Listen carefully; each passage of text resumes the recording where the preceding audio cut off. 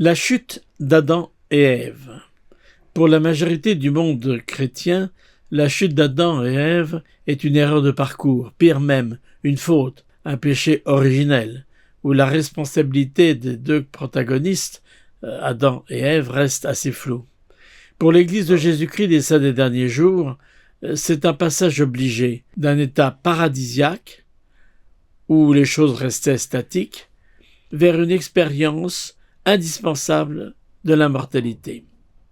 Comme nous l'avons déjà vu avec la Genèse, la création de l'homme et de la femme sont le couronnement de cette création. Dans versets 26 et 27, nous lisons. Puis Dieu dit, « Faisons l'homme à notre image, selon notre ressemblance, et qu'il domine sur les poissons de la mer, sur les oiseaux du ciel, sur le bétail, sur toute la terre, et sur tous les reptiles qui rampent sur la terre. » Dieu créa l'homme à son image, il le créa à l'image de Dieu, il créa l'homme et la femme. Le livre de Mormon, à ce niveau-là, est tout à fait précieux, puisqu'il nous enseigne véritablement les conditions de l'immortalité, avec un détail que nous n'avons pas dans les autres écrits. Au chapitre 2 de deuxième Néphi, dans ce discours magistral prononcé par Léhi, nous apprenons beaucoup de choses. Premièrement, l'une des conditions de l'immortalité, c'est l'opposition en toutes choses. Bien évidemment, nous sommes dans un monde, après la chute, fait de contrastes, de choses qui s'opposent. Le fruit de l'arbre de vie est en opposition avec l'arbre de la connaissance du bien et du mal. Le doux, l'amer, le vrai, le faux, le bien, le mal, tout cela s'oppose et nous lisons que cette opposition est nécessaire. Au verset 11, il est dit « Il fallut nécessairement qu'il y eût une opposition, le fruit défendu par opposition à l'arbre de vie, l'un étant doux et l'autre amer. » Cependant, bien évidemment, cette opposition ne peut jouer son rôle que si nous avons une connaissance entre le bien et le mal, la capacité de distinguer l'un de l'autre. Sinon, ça n'aurait pas beaucoup de sens. Et nous lisons également dans les Écritures de deuxième Néphi, versets 17 et 18. « Je dois nécessairement supposer qu'un ange de Dieu était tombé du ciel.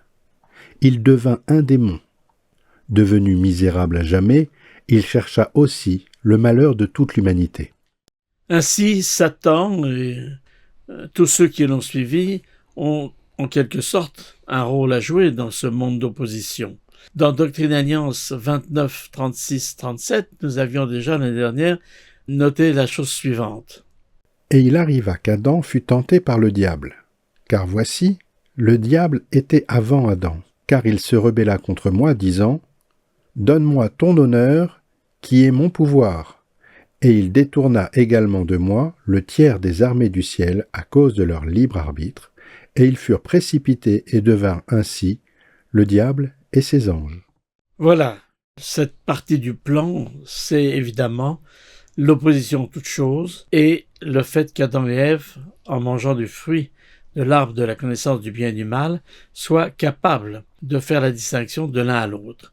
Mais il manque un élément encore, c'est celui du libre arbitre, dont deuxième Néphi, chapitre 2, verset 16, nous parle. En effet, il faut que Adam et Ève aient la capacité d'utiliser leur libre arbitre. Au verset 16, nous lisons « C'est pourquoi le Seigneur Dieu donna à l'homme d'agir par lui-même, ce qui implique pour l'homme d'être attiré par l'attrait de l'un ou de l'autre. » Voilà, le libre arbitre existait déjà dans le Jardin d'Éden, avec ce choix limité cependant entre les fruits de deux arbres différents.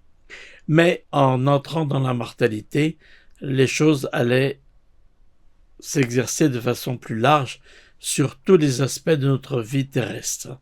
Au verset 36 de Deutéronome 29, nous lisons « Voici, je lui ai accordé d'agir par lui-même, et je lui ai donné un commandement.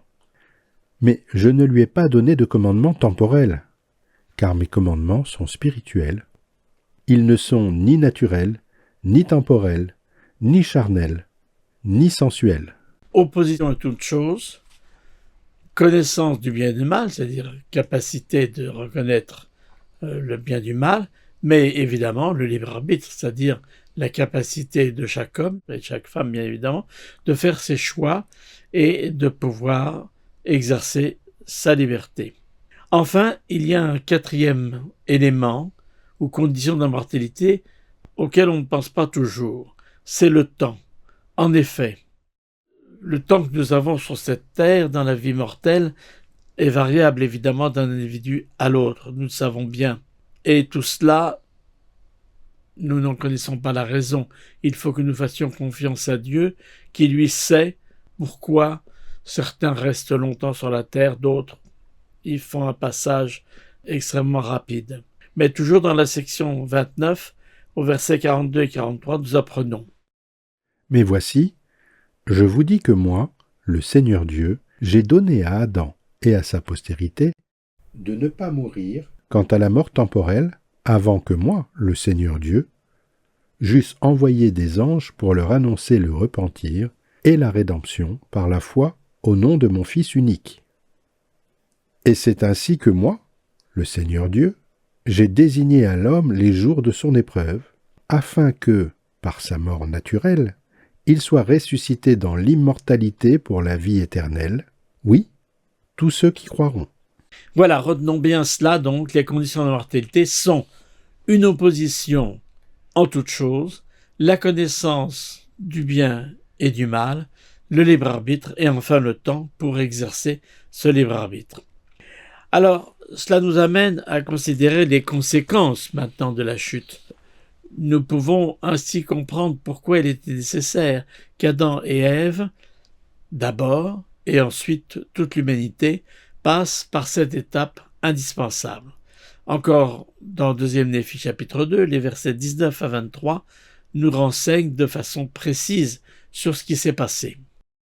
Et lorsqu'Adam et Ève eurent pris du fruit défendu, ils furent chassés du jardin d'Éden pour cultiver la terre. Et ils ont donné le jour à des enfants, oui, à la famille de toute la terre. Et les jours des enfants des hommes furent prolongés, selon la volonté de Dieu, afin qu'ils pussent se repentir tandis qu'ils étaient dans la chair. C'est pourquoi leur état devint un état de mise à l'épreuve, et leur temps fut prolongé, selon les commandements que le Seigneur Dieu a donnés aux enfants des hommes, car il a donné le commandement que tous les hommes doivent se repentir, car il a montré à tous les hommes qu'ils étaient perdus à cause de la transgression de leurs parents. Et maintenant voici, si Adam n'avait pas transgressé, il ne serait pas tombé, mais il serait resté dans le jardin d'Éden. Et toutes les choses qui avaient été créées auraient dû rester exactement dans l'état dans lequel elles étaient après avoir été créées. Et elles auraient dû rester à jamais et ne pas avoir de fin. Il n'aurait pas eu d'enfant, c'est pourquoi il serait resté dans un état d'innocence, n'ayant aucune joie, car il ne connaissait aucune misère, ne faisant aucun bien, car il ne connaissait aucun péché. Voilà, alors c'est important pour nous de bien comprendre cela. Le passage par la chute et la condition mortelle sont des étapes absolument indispensables pour que le plan de rédemption puisse commencer à se développer et avoir lieu. Certes, nous nous plaignons souvent d'être dans un monde d'opposition, dans un monde d'épreuves, dans un monde de difficultés, mais c'est cela aussi qui nous aide à comprendre la joie, le bonheur, et à faire des choix qui soient appropriés. Dans Alma 12, nous avons quelques versets à ce niveau qui sont très éclairants. Versets 25 et 27 où nous lisons. Or, s'il n'y avait pas eu le plan de rédemption qui fut prévu dès la fondation du monde, il n'aurait pu y avoir de résurrection des morts. Mais le plan de rédemption a été prévu, qui réalisera la résurrection des morts dont il a été parlé. Et maintenant voici, s'il avait été possible à nos premiers parents de s'avancer et de manger de l'arbre de vie, ils auraient été malheureux à jamais, n'ayant pas d'état préparatoire, et ainsi le plan de rédemption aurait été contrarié, et la parole de Dieu aurait été nulle, n'ayant aucun effet. Mais voici, il n'en a pas été ainsi. Mais il a été décrété que les hommes doivent mourir, et qu'après la mort, ils doivent passer en jugement, ce même jugement dont nous avons parlé, qui est la fin. Comme nous l'avions déjà vu la semaine précédente, parlant du premier état, donc la préexistante, ce second état, qui est la mortalité, est bien évidemment un élément et un moment indispensable du plan de salut. Bonjour à tous. Comme Christian vient de l'illustrer, grâce au livre de Mormon, nous comprenons mieux le principe même et la nécessité de la chute. Et grâce aux écritures modernes, nous avons encore un éclairage supplémentaire, notamment ici, dans ce que nous allons voir maintenant, puisque nous avons accès aux sentiments personnels d'Adam et Ève suite à leur passage dans la mortalité. C'est dans Moïse 5, versets 9 à 12. Je cite. Ce jour-là, le Saint-Esprit qui rend témoignage du Père et du Fils descendit sur Adam, disant « Je suis le Fils unique du Père, depuis le commencement, dorénavant et à jamais, afin que de même que tu es tombé, tu puisses être racheté, ainsi que toute l'humanité, tous ceux qui le veulent. » Adam a donc été enseigné sur la rédemption possible grâce au Fils de Dieu, mais nous le savons, il ne suffit pas d'être enseigné pour comprendre les choses. Et les paroles suivantes témoignent qu'Adam comme Ève ont finalement bien compris l'enjeu de la chute et la nécessité d'avoir un sauveur. Je poursuis donc. Et ce jour-là, Adam bénit Dieu, fut rempli du Saint-Esprit et commença à prophétiser concernant toutes les familles de la terre, disant « Béni soit le nom de Dieu, car à cause de ma transgression, mes yeux sont ouverts, et j'aurai de la joie dans cette vie, et je verrai de nouveau Dieu dans la chair. » Et Ève, sa femme, entendit tout cela et se réjouit, disant « Sans notre transgression, nous n'aurions jamais eu de postérité, et nous n'aurions jamais connu le bien et le mal, la joie de notre rédemption, et la vie éternelle que Dieu donne à tous ceux qui obéissent. » Et Adam et Ève bénirent le nom de Dieu, et révélèrent tout à leurs fils et à leurs filles. Ainsi, Adam et Ève ont eu une conscience pleine des conséquences de ce choix de passer dans la mortalité. Ils ont eu conscience de ces difficultés, mais également des conséquences heureuses qui allaient découler de la chute. Ils savaient bien que les conditions de ce monde céleste seraient problématiques. Ils n'avaient pas tardé à s'en rendre compte avec l'opposition entre leurs fils, Caïn et Abel. Mais ils savaient aussi que c'était une occasion unique pour connaître la joie, pour progresser et aussi pour se préparer à la vie éternelle.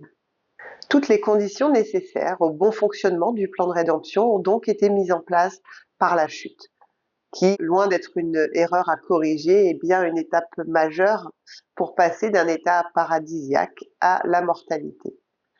Après avoir étudié la portée de la chute dans nos écritures modernes, donc dans le livre de Mormon, mais aussi la Perle de Grand Prix, nous allons revenir au récit de la Genèse, qui nous présente le début de cette existence mortelle. Alors c'est vrai que la Genèse n'offre pas tout ce contexte que nous avons, notamment grâce au livre de Moïse, mais voilà comment la Genèse raconte cet épisode.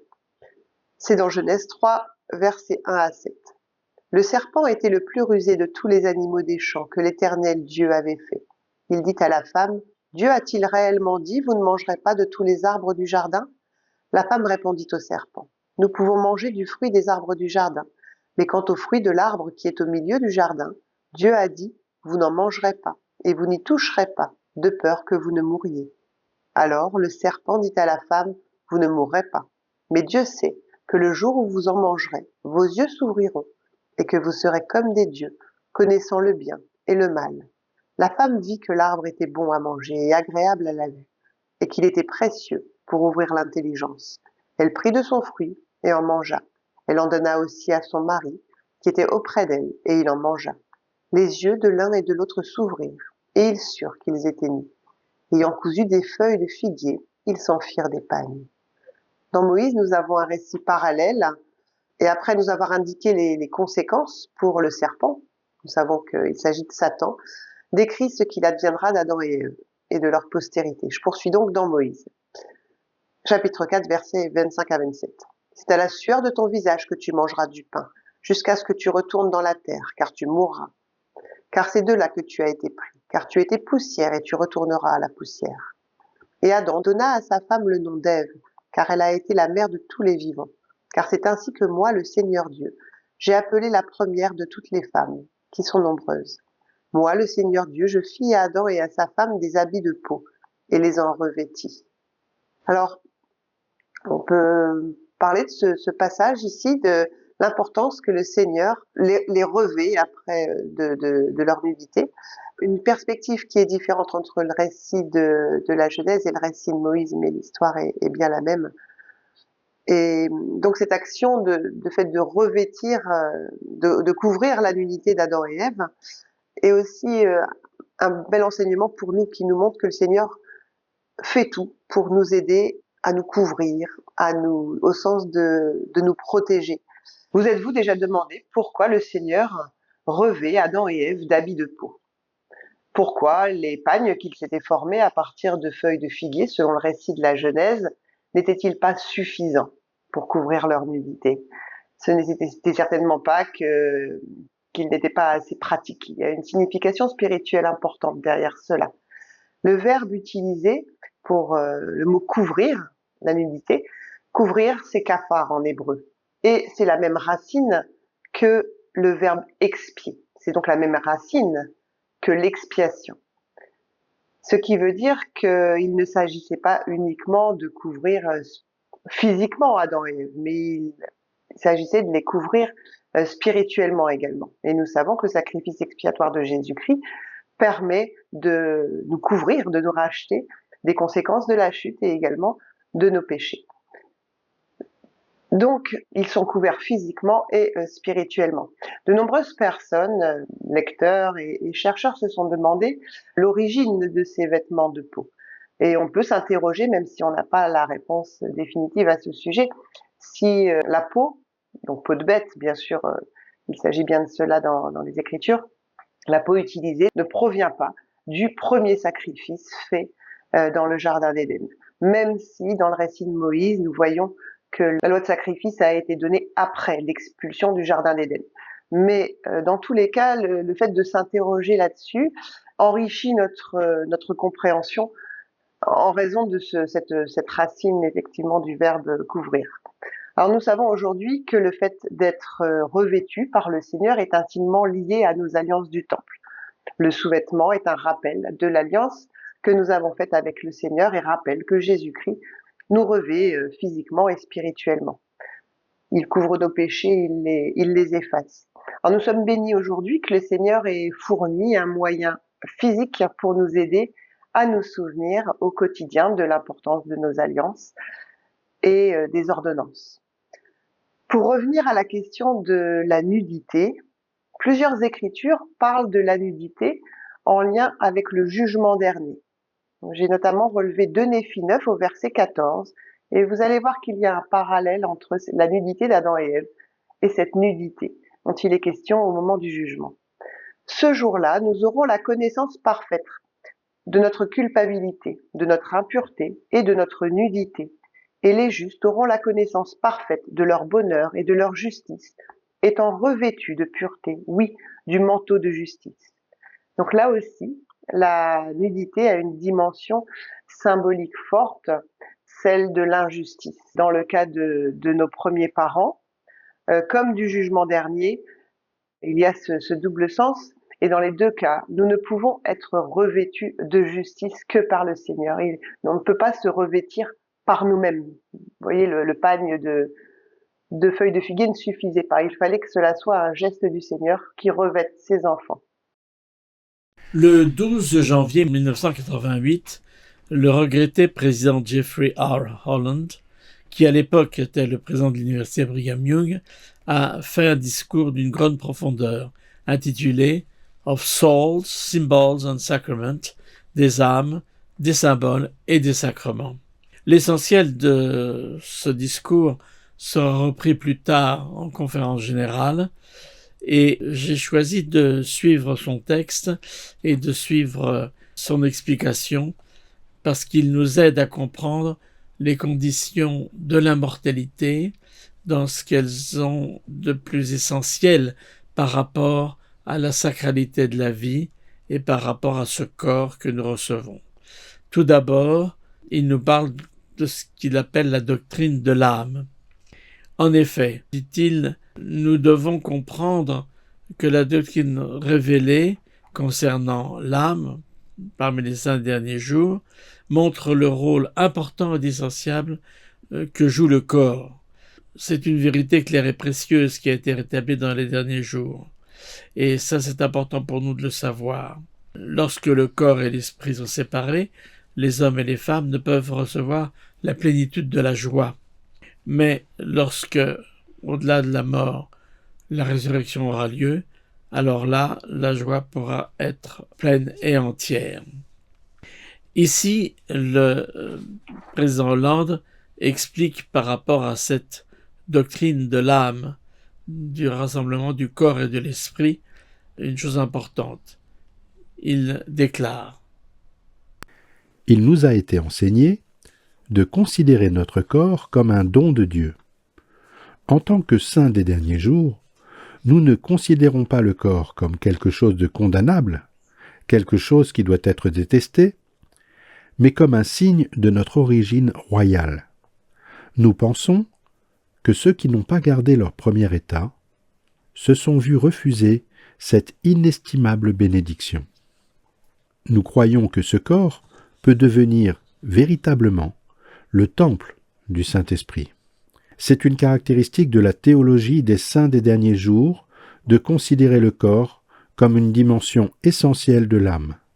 Relisez vos dictionnaires, vos lexiques et vos encyclopédies, et vous constaterez que nulle part dans le christianisme, en dehors de l'Église de Jésus-Christ, on enseigne cette vérité profonde et éternelle que l'âme de l'homme est constituée du corps et de l'esprit combinés. Voilà, ici il s'agit d'une citation que fait Elder Holland d'un texte de James E. Talmage qui date de 1913. Mais cette notion que le corps et l'esprit ont un rôle à jouer ensemble et que le salut, c'est pas un pur esprit, mais c'est l'harmonie entre un corps qui, bien sûr, deviendra ressuscité et un esprit qui peut être racheté, que l'âme de l'homme reçoit la plénitude de la joie. Alors, Elder Holland continue en expliquant que le corps est le temple de Dieu. C'est une expression évidemment que l'on retrouve dans Paul, et il nous rappelle que ils ne doivent former qu'une seule chair, l'homme et la femme. Voilà ce que Frère Holland rajoute. Deuxièmement, dit-il, puis suggérer que l'intimité humaine, cette union physique sacrée ordonnée par Dieu pour un couple marié, est un symbole qui exige une sainteté particulière. Un tel acte d'amour entre un homme et une femme est, ou du moins était destiné à être, un symbole d'union totale. Union de leur cœur, de leurs espoirs, de leur vie, de leur amour, de leur famille, de leur avenir, de tout ce qui leur appartient. C'est un symbole que nous essayons de suggérer dans le temple, avec un mot comme scellement. Le prophète Joseph Smith a dit un jour que nous devrions peut-être traduire ce lien sacré par soudure, welding en anglais. Ceux qui sont unis par le mariage et ont ce lien sacré comme une soudure, entre guillemets, que ceux qui ne sont pas unis par le mariage ne connaissent. Et les familles éternelles sont soudées ensemble, inséparablement, si vous voulez, afin de résister aux tentations de l'adversaire et aux afflictions de la condition mortelle. Il continue disant: Le prix du rachat dans la plénitude de la joie, corps et esprit unis éternellement, est le sang pur et innocent du Sauveur du monde. Nous ne pouvons donc pas dire, dans notre ignorance ou par défi, « Eh bien, c'est ma vie », ou pire encore, « c'est mon corps ». Ce n'est pas vrai. Vous ne vous appartenez point à vous-même, a dit Paul. Vous avez été racheté à un grand prix. Ainsi, Pour répondre à la question pourquoi Dieu se soucie-t-il autant des transgressions sexuelles, c'est en partie à cause du don précieux offert par son Fils unique pour racheter l'âme, le corps et l'esprit, que nous partageons trop souvent abusivement d'une manière superficielle et à la légère. Christ a rétabli les graines des vies éternelles et nous les désacralisons à nos risques et périls. La première raison clé pour rester moralement pur, notre âme même est en jeu. Je crois qu'il est important donc de comprendre cette doctrine de l'âme et le fait que le corps est le temple de Dieu et que nous ne nous appartenons pas à nous-mêmes, mais que nous avons été rachetés à un grand prix par le sacrifice du Fils. Et enfin, frère Hollande développe une autre réalité, à savoir que nous avons la possibilité d'une union totale. Et il explique ça en parlant d'une dimension sacrée du pouvoir créateur. Il dit : Évidemment, le commandement donné à ceux-ci, Adam et Ève, le premier mari et la première femme de la famille humaine, a des implications illimitées, sociales, culturelles, religieuses, aussi bien que physiques. Mais c'est justement ce que je veux dire. Chaque couple qui parvient à ce moment d'unité dans la mortalité doit arriver à cette complète union. Ce commandement ne peut être accompli, et le symbolisme d'une seule chair ne peut être préservé, si on partage cette intimité à la hâte, subrepticement, et de façon coupable, dans un coin obscur à quelque heure de la nuit, pour ensuite, à la hâte, subrepticement, et de façon coupable, retourner dans nos mondes respectifs, sans manger, vivre, pleurer ensemble, sans payer les factures, s'occuper des enfants et planifier ensemble notre futur.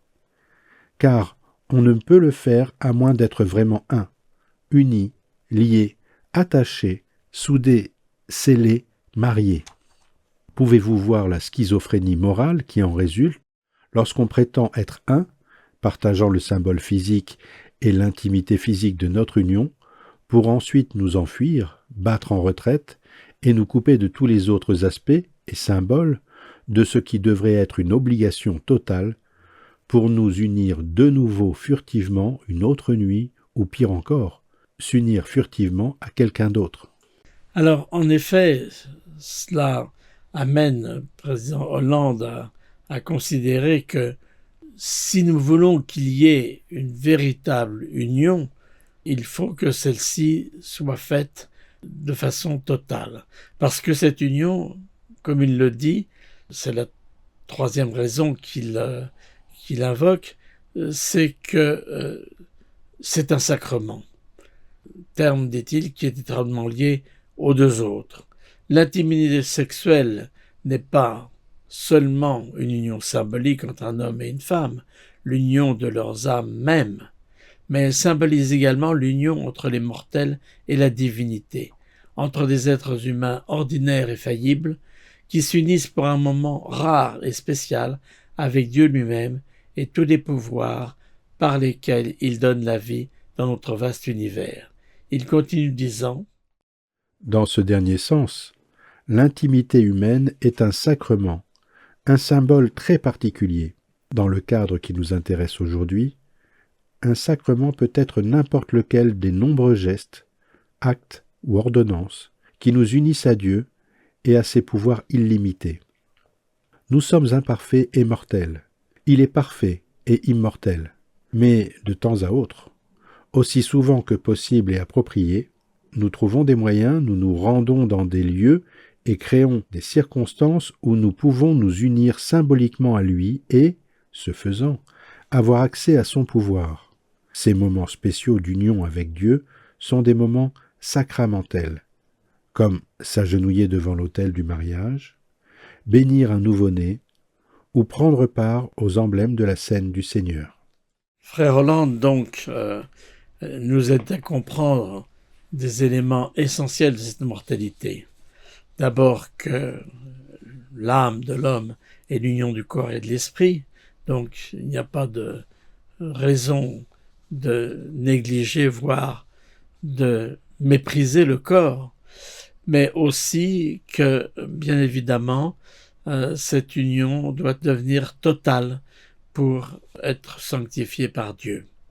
Alors, Frère Hollande, dans son discours, cite également un texte de Victor L. Brown qui parle de fragmentation pour expliquer ce qu'est la fausse intimité dans laquelle le monde d'aujourd'hui, évidemment, a tendance à tomber. Victor L. Brown explique. La fragmentation permet à ceux qui la pratiquent de contrefaire l'intimité. Si nous sommes en relation avec les autres de façon fragmentée, au mieux nous ratons des relations pleines et entières. Au pire, nous exploitons les autres pour notre propre gratification. La fragmentation sexuelle est particulièrement nocive, car elle offre une satisfaction physiologique puissante qui, bien qu'illusoire, peut nous persuader temporairement de ne pas tenir compte du déficit grave d'une telle relation. Deux personnes peuvent se marier pour une gratification physique, pour se rendre compte ensuite que l'illusion de cette union s'écroule sous le poids des incompatibilités intellectuelles, sociales et spirituelles. Donc il y a là un danger évident, parce qu'il y a finalement tromperie. Il s'agit d'une fausse intimité. Et Victor L. Brown continue disant « La fragmentation sexuelle est particulièrement dangereuse, car elle est particulièrement trompeuse. L'intimité humaine intense, qui doit être ressentie et symbolisée dans et par l'union sexuelle, est contrefaite par des épisodes sensuels qui suggèrent, sans y parvenir, l'acceptation, la compréhension et l'amour. De telles rencontres prennent les moyens pour les fins, puisque des personnes seules et désespérées cherchent un dénominateur commun qui leur permettra une satisfaction rapide et facile. » Nous sommes au risque de céder à Satan, évidemment, l'adversaire, l'ennemi de toute justice, et notre société actuelle illustre tristement les conséquences d'une telle illusion. La jeunesse d'aujourd'hui est particulièrement victime, ce qui doit nous rappeler l'enseignement que nous pouvons trouver dans les Écritures par rapport à ce qu'il est appelé l'homme naturel. Le livre de Mormon nous confirme donc cette nécessité de vaincre l'homme naturel pour parvenir à l'homme spirituel. Dans Osée 3, 19, il est dit « Car l'homme naturel est ennemi de Dieu, et l'est depuis la chute d'Adam, et le sera pour toujours et à jamais, à moins qu'il ne se rende aux persuasions de l'Esprit Saint, et ne se dépouille de l'homme naturel, et ne devienne un saint par l'expiation du Christ, le Seigneur, et ne devienne semblable à un enfant, soumis, doux, humble, patient, plein d'amour, disposé à se soumettre à tout ce que le Seigneur juge bon de lui infliger, tout comme un enfant se soumet à son Père. » Donc cette double nature spirituelle et naturelle incite l'homme à vaincre et à changer, à progresser, à sublimer en nous ce qui doit l'être. Nous ne sommes pas laissés seuls dans cette quête vers une vie éternelle, où le Christ est notre guide, notre soutien, notre salut. Le livre des Terres précise, Éthers 12, 27. « Et si les hommes viennent à moi, je leur montrerai leur faiblesse. Je donne aux hommes de la faiblesse, afin qu'ils soient humbles. Et ma grâce suffit à tous les hommes qui s'humilient devant moi, car s'ils s'humilient devant moi et ont foi en moi, alors je rendrai fortes pour eux les choses qui sont faibles. » La grâce du Christ donc nous suffit pour surmonter tous les obstacles de cette vie mortelle, raison pour laquelle, au chapitre 11 de Matthieu, le Christ nous envoie cette invitation précise. « Venez à moi, vous tous qui êtes fatigués et chargés, et je vous donnerai du repos. Prenez mon joug sur vous et recevez mes instructions, car je suis doux et humble de cœur, et vous trouverez du repos pour vos âmes. Car mon joug est doux et mon fardeau léger. » Un passage du récit de la création a été particulièrement mal compris au fil des siècles. C'est dans Genèse 3 au verset 16 où Dieu parle à Ève au sujet d'Adam et dit « Il dominera sur toi ». Trop d'hommes ont utilisé ces paroles comme justification pour exercer une domination sur les femmes ou abuser d'elles. Et ce n'est pas l'esprit de l'Évangile. Et il est important de comprendre que le Seigneur dit à Ève en parlant d'Adam, il dominera sur toi, il ne s'agit pas d'une question de domination injuste ou arbitraire, mais bien d'un amour profond qui rappelle les responsabilités de la prêtrise. Il s'agit de prendre soin, il s'agit de protéger dans la droiture, dans la justice. La déclaration au monde nous rappelle bien l'égalité comme principe fondateur du couple et l'idée du partenariat, deux partenaires égaux. Cette idée voulue par le Seigneur de travailler ensemble, de travailler, comme on dit maintenant, de travailler en conseil. Dans l'un de ses discours, le président Nelson a rappelé l'importance des leçons enseignées par Ève. C'est un discours qui s'intitule « Les enseignements d'Ève », donné en 1987. Je le cite. « Adam et Ève furent unis par les liens du mariage pour le temps et toute l'éternité par cette prêtrise éternelle. Ève vint en qualité d'associée pour former et organiser le corps de l'homme mortel. Elle fut destinée par Dieu à créer la vie, en association avec lui, pour l'entretenir afin que le plan du Père puisse se réaliser. Ève fut la mère de tous les vivants. Elle fut la première de toutes les femmes. Dans notre étude d'Ève, nous pouvons retirer 5 enseignements fondamentaux d'une importance éternelle. Je précise que les enseignements qui vont être cités par le président Nelson sont tirés du livre de Moïse. Tout d'abord, Ève travailla aux côtés de son époux. On trouve ça dans Moïse 5 au verset 1. On dit qu'Adam cultive la terre, s'occupe des animaux et qu'Ève travaillait également avec lui. Deuxième point, Adam et Ève furent chargés de responsabilités parentales. On voit ça au verset 2.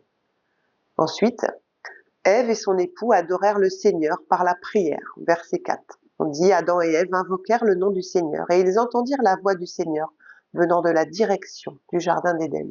J'aime comment ils sont associés. Ce n'est pas Adam qui prie, qui reçoit la révélation pour tout le monde, ils invoquent ensemble le nom du Seigneur. Et ensemble, ils reçoivent la révélation. Quatrième point, Adam et Ève obéirent au commandement divin de l'obéissance et du sacrifice. Alors ce point-là, je reviendrai dessus juste un petit peu plus tard. Donc je passe au 5e point. Ève et son mari enseignèrent l'évangile à leurs enfants. Verset 12, ils révélèrent tout à leurs fils et à leurs filles. Donc à partir de ces 5 enseignements fondamentaux, nous pouvons étudier des modèles qui s'appliquent à la situation actuelle. C'est ce que dit le président Nelson. Et c'est vrai que c'est ce modèle que l'on trouve dans les écritures modernes est un modèle que nous pouvons appliquer aujourd'hui. Certainement que si ces parties n'avaient pas été ôtées du récit de la Genèse, la compréhension du rôle de l'homme et de la femme, en particulier de l'association des deux dans notre monde, aurait été bien différente. Mais c'est une bénédiction aujourd'hui de pouvoir avoir une compréhension beaucoup plus juste du rôle de chacun. Après qu'Adam et Ève eurent quitté le jardin d'Éden, ils furent instruits sur le sacrifice. Ils ne furent pas laissés à eux-mêmes. Ils ont reçu des instructions précises. Ils ont reçu des instructions donc sur le principe de sacrifice qui devait pointer vers le Christ à venir pour les sauver. C'était l'objectif de cette loi de sacrifice. Dans Moïse 5, versets 6 à 8, « Et après de nombreux jours, un ange du Seigneur apparut à Adam et lui dit, « Pourquoi offres-tu des sacrifices au Seigneur ?» Et Adam lui dit, « Je ne le sais, si ce n'est que le Seigneur me l'a commandé. » Donc là, on a déjà ici le principe de l'obéissance. Je poursuis, et alors l'ange parla, disant, « C'est une similitude du sacrifice du Fils unique du Père, qui est plein de grâce et de vérité. C'est pourquoi tu feras tout ce que tu fais au nom du Fils, et tu te repentiras et tu invoqueras dorénavant Dieu au nom du Fils. » Donc, il faut bien comprendre ici, il leur a été demandé à Adam et Ève d'offrir des sacrifices. Et dans un premier temps, ils ne comprenaient pas pourquoi. Ils ont simplement obéi à ce principe. Et il faut comprendre ce principe d'obéir avant de comprendre. C'est un acte de foi. Ce n'est pas une obéissance aveugle comme on pourrait le comprendre ou l'entendre mais c'est vraiment un acte de foi et un acte de confiance en la parole de Dieu et en Dieu. Alors ils ne savent pas pourquoi ils doivent adorer par le sacrifice, mais il y a une chose ils savent qui ils adorent. Et grâce à cela, grâce à cette confiance qu'ils ont en Dieu, ils obéissent. La compréhension de la raison, de la manière de faire vient ensuite. D'abord, ils font des sacrifices et ensuite ils comprennent quel est le sens de ces sacrifices. Et donc, ici, ça nous explique que c'est une similitude du sacrifice du Fils unique du Père. Donc, dès l'origine, Adam et Ève ont été instruits sur l'objectif de ces sacrifices, connaissance qui va être perdue au fil des temps, où il ne restera que le sacrifice, mais sans vraiment comprendre la raison de ce sacrifice. Alors, tandis qu'Adam et Ève servaient le Seigneur, ils ont enfanté des fils, des filles, qui ne suivirent pas tous leurs conseils. Verset 13, on comprend que dès le début, Satan les incite à ne pas croire en les enseignements de leurs parents et à aimer Satan plus que Dieu. Chacun fait donc ses choix. Le récit concernant Caïn et Abel l'illustre bien. Je cite versets 17 à 21 et 32 à 33, toujours dans Moïse 5. « Et Abel écouta la voix du Seigneur. Abel fut berger et Caïn fut laboureur. Et Caïn aima Satan plus que Dieu. Et Satan lui commanda, disant, « Fais une offrande au Seigneur. » Au bout de quelque temps, il arriva que Caïn fit au Seigneur une offrande des fruits de la terre. Et Abel, de son côté, en fit une des premiers-nés de son troupeau et de leur graisse. Le Seigneur porta un regard favorable sur Abel et sur son offrande, mais il ne porta pas un regard favorable sur Caïn, ni sur son offrande. Or, Satan sut cela, et cela lui fut agréable. Caïn fut très irrité, et son visage fut abattu. Et il arriva que tandis qu'ils étaient dans les champs, Caïn se jeta sur son frère Abel et le tua. Et Caïn se glorifia de ce qu'il avait fait, disant, « Je suis libre, les troupeaux de mon frère tomberont certainement entre mes mains. » Alors ce récit est certainement difficilement compréhensible dans la Genèse, puisque nous n'y avons pas les enseignements sur la loi de sacrifice qui a été reçue par Adam et Ève. Donc on peut se demander pourquoi l'offrande de Caïn n'est pas acceptée par rapport à l'offrande d'Abel. Mais quand on connaît le principe de la loi de sacrifice, on peut le comprendre. Après, il y a quand même ce petit détail qui n'en est pas un, c'est que c'est Satan qui commande à Caïn de faire une offrande au Seigneur. Donc Caïn ne fait pas l'offrande de lui-même ou par amour ou obéissance pour le Seigneur. Et donc ça, c'est aussi un point important. En plus, nous avons ce côté Caïn se glorifie de ce qu'il avait fait. Donc il est bien conscient qu'il a transgressé et il veut tirer le bénéfice de cette transgression. En tout cas, les enseignements du livre de Moïse sont précieux ici pour bien comprendre ce passage. Alors évidemment, aujourd'hui, les modalités de la loi de sacrifice ont changé. Le genre de sacrifices qui sont attendus du Seigneur sont de nature différente à ceux de l'époque, mais la finalité est toujours la même. Il nous s'agit de renoncer à l'homme naturel pour laisser place à l'homme spirituel, pour nous rapprocher de Dieu. Il s'agit de découvrir notre véritable identité. Nous sommes des enfants de Dieu, mais nous n'agissons pas souvent en tant qu'enfants de Dieu à cause de l'homme naturel. Mais en sacrifiant en nous l'homme naturel et en nous dépouillant de toutes les mauvaises choses qui sont en nous, nous pouvons révéler notre véritable nature divine et nous rapprocher de la nature du Christ, ce qui est attendu de nous. Voilà, cette vie mortelle est tout un plan. Un plan qui comprend des étapes, qui a des conditions particulières, mais qui est surtout une occasion extraordinaire de pouvoir apprendre, progresser, comprendre, changer, nous transformer du tout au tout, grâce à l'expression du Christ. Ce n'est pas seulement lorsque nous aurons passé le voile que nous pourrons commencer une autre vie. Elle débute dès maintenant, non pas dans la perfection, mais dans la dignité, de chercher à être en harmonie avec le plan du Seigneur, comme le disait président Nelson, à travers le chemin des alliances, et sachant que Dieu le Père et son Fils Jésus-Christ ont tout fait pour nous racheter.